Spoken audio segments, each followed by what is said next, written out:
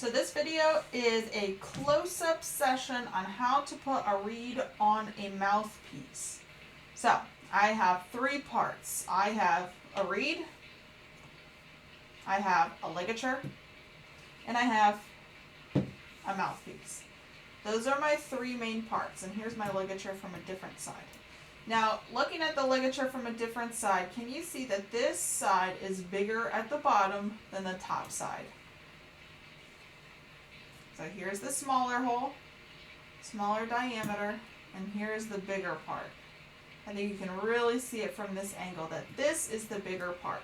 The bigger side of the of the ligature is going to go on the farther end of the mouthpiece. Let's try putting the smaller end on the lower end of the mouthpiece. It won't go. You have to put the larger side of the ligature down. That is one of the biggest problems that students run into, is putting the ligature on upside down. And then they start to adjust the screws and it messes everything up. So make sure that you put the ligature on the right side. No. Yes. And it goes on so easily, right? Another thing is that when the ligature goes on, you notice how far down the ligature is? I can see some black at the top before the mouthpiece dips down. If the ligature is past here and I can put my finger underneath that ligature and pull up, then the ligature is not far back enough. It needs to be far back where I can put my finger up and down that hill of the mouthpiece. This is far back enough. Right there. For this mouthpiece, they can actually visually show you out this line right here. Okay, so that is where the ligature goes. This is the side where your mouth is going to be, and this is the side where the reed is going to be placed, because nice, clean shaven. And this is the top part. This is where your teeth are going to go at the top of the mouthpiece. So I have my reed. This is the top of the reed, and it's the thinnest part of the reed. If I put it at the side, you can see that there is a thicker end down here, and there is the thinnest end up here. This is the part that always breaks the most. This is the part that we need to get wet in our mouth before we start to play. So we're going to get this wet, get it nice and flexible, and we're going to put this side on the mouthpiece.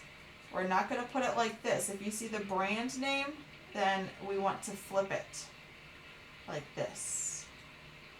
The shiny part down here that's kind of glossy needs to go on the bottom part of the mouthpiece. The thinnest part goes on top because we want that thin reed to vibrate to make the sound. When I put it on, I'm going to use my left hand to stabilize the mouthpiece, and I'm going to use my right thumb to shift the reed to where I want it at. And I just want to see a little bit of black at the top. Just a little bit of black mouthpiece. And I'm going to keep holding it with my left hand, grab my ligature, make sure that the largest part is at the bottom. I'm going to make sure I don't hit my reed when I put it on, and I'm going to move my ligature down. But it's not far enough down, so now I need to loosen up my ligature so it has enough space to go down. Oh, I think there I got it, but now I need to double check my reed. So it's a lot going back and forth here. Okay, my reed is lined up. My ligature is good.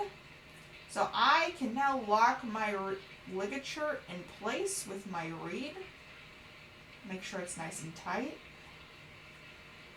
Okay, and my reed is on. There it goes. If your reed is too far high, you can be able to, or too far high. If it's too high, you can tell because when you flip the mouthpiece over, the reed is going to hang off the top. Here, I can't see any reed, so it's good.